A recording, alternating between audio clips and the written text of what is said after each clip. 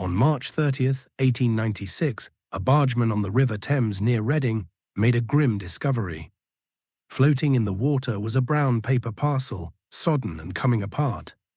When he pulled it from the water and unwrapped it, he found the tiny body of a baby girl, perhaps 15 months old, wrapped in a napkin. Around her neck was a length of white edging tape, pulled so tight it had cut into the flesh. The police were called. An autopsy confirmed the obvious. The child had been strangled.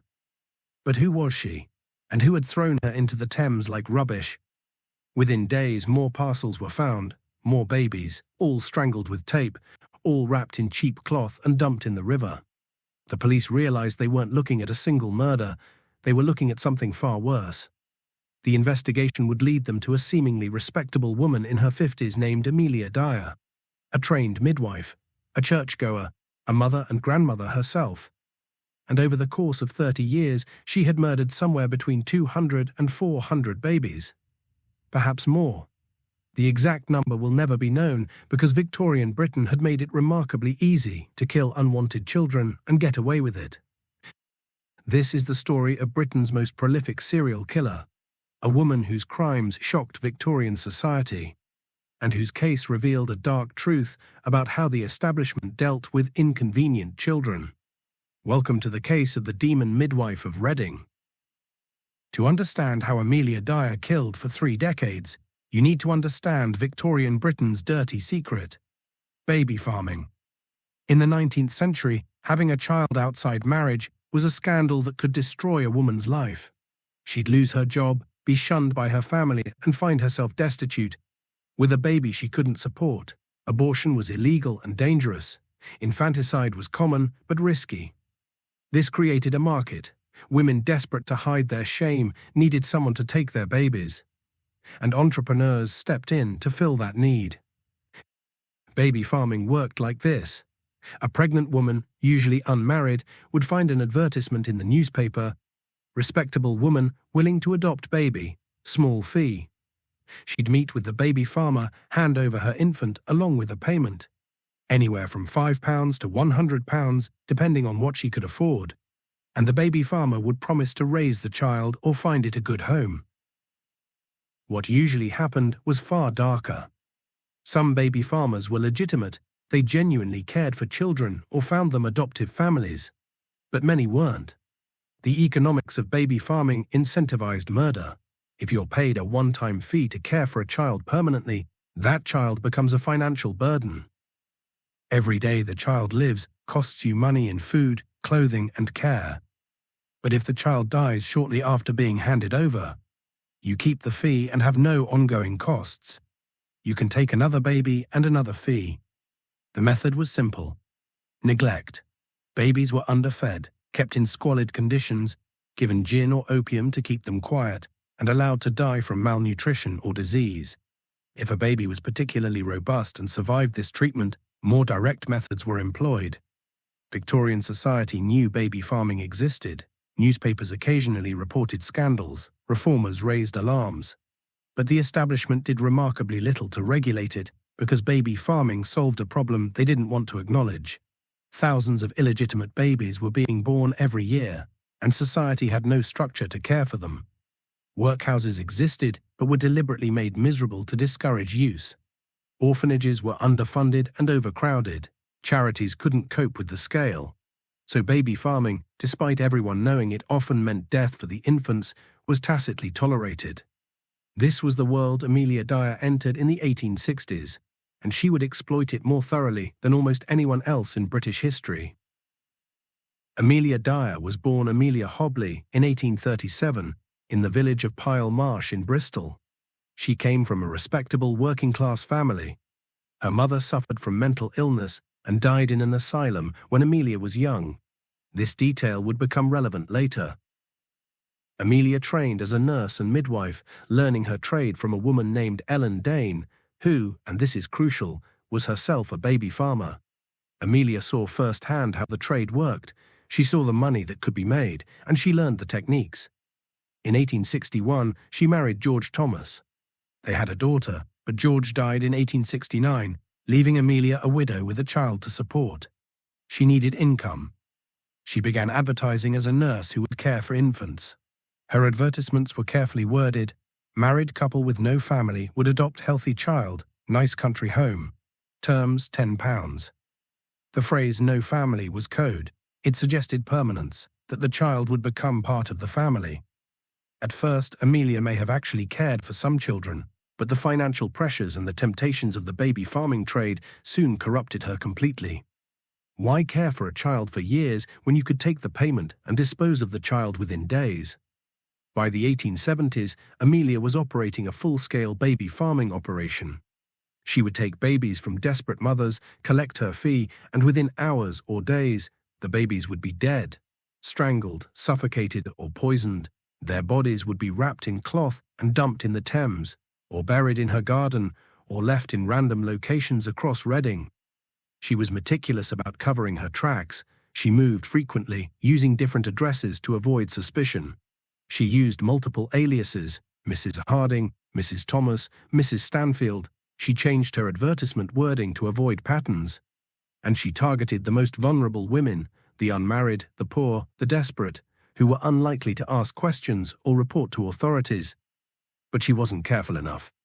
In 1879, after too many babies in her care died from natural causes, a doctor became suspicious and reported her to authorities.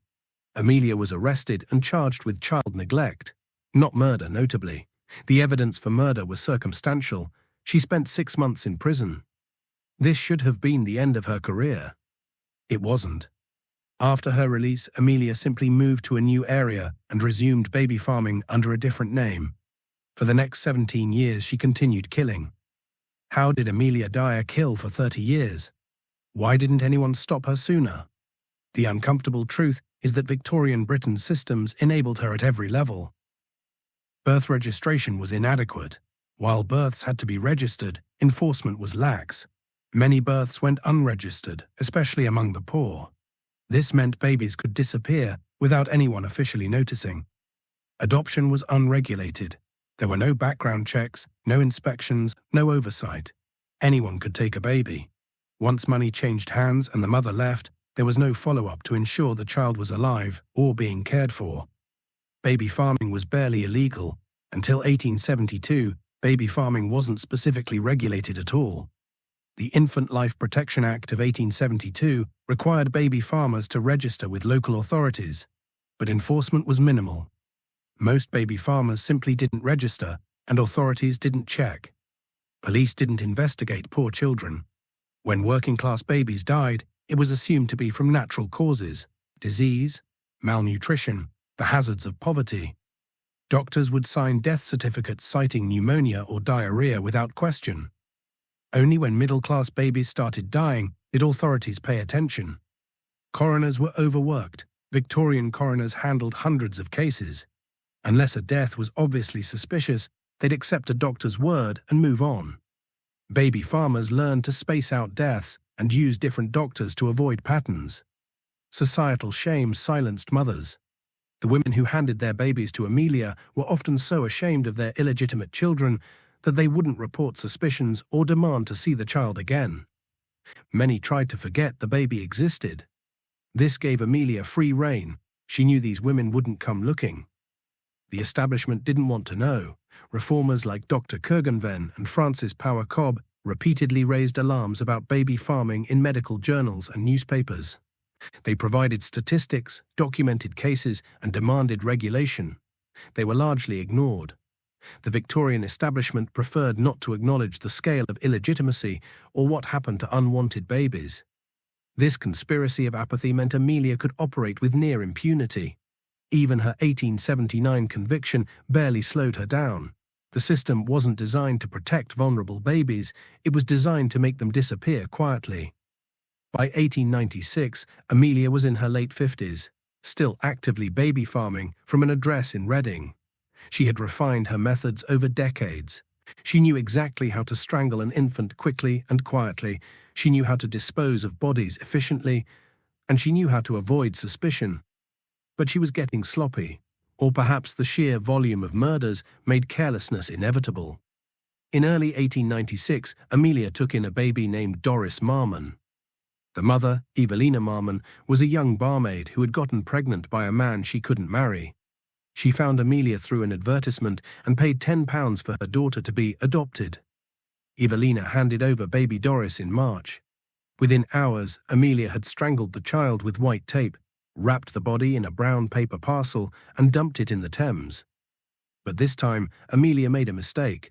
She left evidence in the parcel, a label with a name and address written on it. When the bargeman found the parcel on March 30th, police unwrapped it and found not just the baby's body, but a clue that would break the case open. The name on the label was partially legible. Police traced it to Mrs. Thomas, one of Amelia's aliases. When they investigated, they found more bodies, more parcels in the Thames, more strangled babies. Police began surveillance. They watched Amelia meet with mothers, take babies, and within days more parcels would appear in the river. They waited to build a stronger case, gathering evidence of multiple murders. On April 3, 1896, police finally arrested Amelia Dyer at her home in Reading. What they found shocked even hardened detectives. Her house was filled with baby clothes, dozens of outfits for infants of various ages. Pawn tickets showed she had been selling baby clothing to second-hand shops. Correspondence with desperate mothers revealed the scale of her operation. She was taking multiple babies per month. Most damning, white tape identical to that found around the murdered babies' necks. Wrapping paper matching the parcels in the Thames. And in her handbag, a telegram from a mother asking about her baby. A baby who had already been dead for days. As police investigated, the true scale of Amelia Dyer's crimes emerged. And it was horrifying. They dredged the Thames near Reading and found 6 more babies' bodies, all strangled with white tape, all wrapped in brown paper parcels. Forensic examination showed they'd been dead between days and weeks. Police traced babies Amelia had taken over the previous months. None could be found alive. Mothers who had paid Amelia to adopt their children were tracked down and interviewed. Not one had seen their child again after handing it over. Not one had received updates or photographs despite promises. The children had simply vanished. How many babies had Amelia killed? This became the central question, and it has never been definitively answered. Conservative estimates, based on bodies found and documented cases, put the number at around 200. But many experts believe it was higher, possibly 300, possibly 400, possibly more. Over 30 years of baby farming, taking multiple babies per month, with a near-perfect disposal method, Amelia could have killed thousands. The bodies dumped in the Thames would have decomposed or washed away. The bodies buried in her various gardens were never found. She'd moved too many times, and no one knew where to dig. One detective working the case estimated 400 victims. A newspaper at the time suggested hundreds upon hundreds. The truth is unknowable, but even the conservative estimate of 200 makes her Britain's most prolific serial killer in recorded history. The trial began at the Old Bailey on May 21, 1896. Amelia was charged with the murder of baby Doris Marmon. Prosecutors chose to try her for one murder they could prove beyond doubt, rather than attempting to prove the full scale of her crimes. The evidence was overwhelming. The parcels in the Thames, the white tape, the correspondence. The testimony of mothers whose babies had disappeared. The pawn tickets for baby clothes. Amelia's defense was insanity. Her lawyers argued she had inherited mental illness from her mother and was not responsible for her actions. Witnesses testified she had behaved strangely, attempted suicide, and had periods of erratic behavior. But the prosecution showed her murders were methodical, carefully planned, and conducted for profit over decades. This wasn't madness, it was calculated serial murder for financial gain. The jury deliberated for only 4.5 minutes. Guilty. The judge sentenced her to death by hanging. Amelia reportedly said, "I have nothing to say," when asked if she had anything to add before sentencing. Amelia Dyer was hanged at Newgate Prison on June 10, 1896.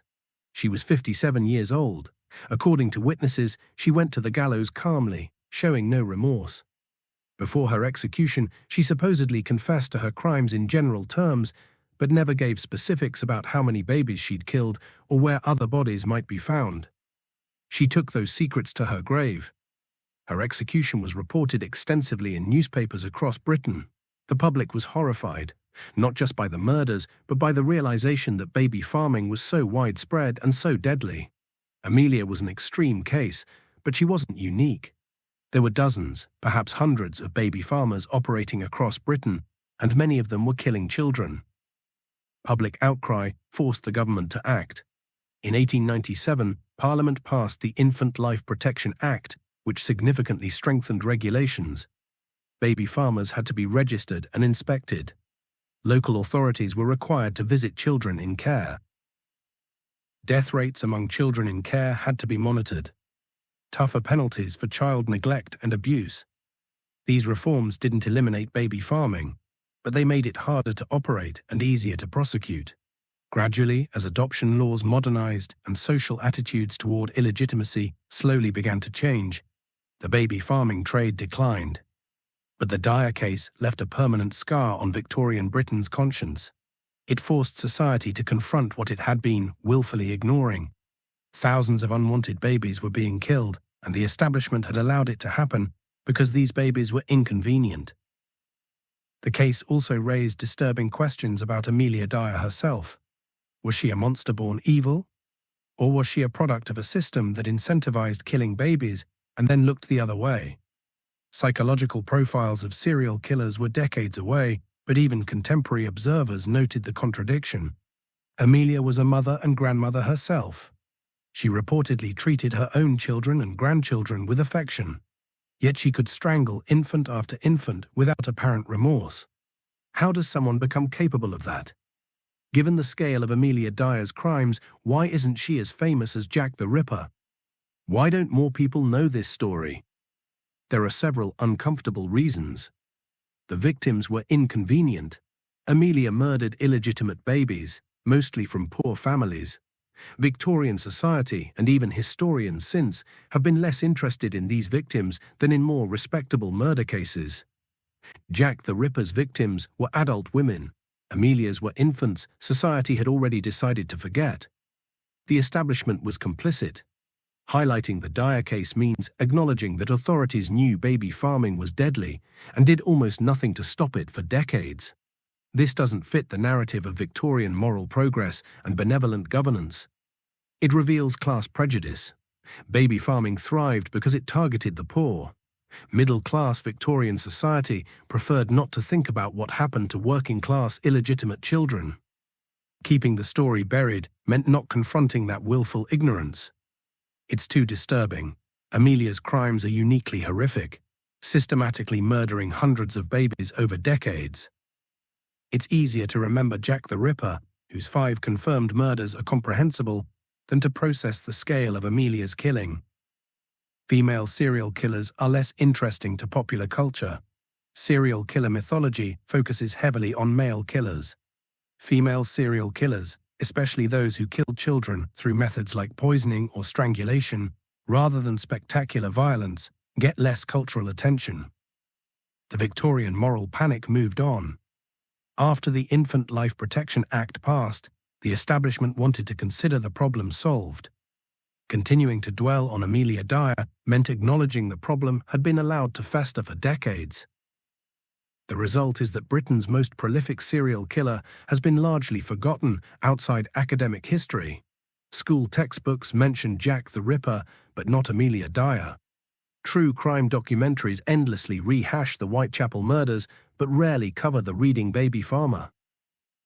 This is historical amnesia in service of a cleaner narrative. Victorian Britain prefers to be remembered for industrial innovation, empire, and moral progress, not for the systematic murder of unwanted babies enabled by class prejudice and willful neglect. Amelia Dyer murdered somewhere between 200 and 400 babies over 30 years. She strangled them with white tape, wrapped their bodies in brown paper, and dumped them in the Thames like rubbish. She did this for profit, targeting the most vulnerable women in society: the poor, the unmarried, the desperate. And Victorian Britain let her do it. Not through ignorance. Authorities knew baby farming was deadly. Reformers raised alarms for decades. But the establishment chose inaction because these babies were inconvenient. They were the product of sin and poverty, and if they quietly disappeared, that solved a social problem without requiring difficult reforms. Amelia was eventually caught, tried, and hanged. Laws were passed, but thousands of babies had already died, not just by Amelia's hands, but by the hands of countless other baby farmers operating across Britain throughout the 19th century. The Dyer case should be as famous as Jack the Ripper. The body count was vastly higher. The crimes were systematic and calculated, and the case revealed fundamental failures in Victorian society: class prejudice, indifference to the poor, and a system that made it profitable to murder babies and easy to get away with it. But Amelia Dyer has been largely forgotten, because remembering her means confronting truths about Victorian Britain that don't fit the comfortable historical narrative. It means acknowledging that the establishment knowingly allowed babies to be murdered rather than addressing illegitimacy and poverty.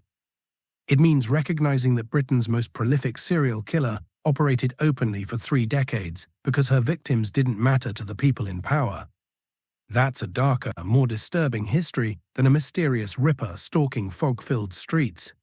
But it's the truth, and it deserves to be remembered. If you found this case as disturbing and fascinating as I did, let me know in the comments what other forgotten British crimes you'd like me to cover. And if this is your first time hearing about Amelia Dyer, despite her being Britain's worst serial killer, consider subscribing. We're bringing forgotten true crime history back into the light. Thanks for watching. Remember the victims, even when history tried to forget them.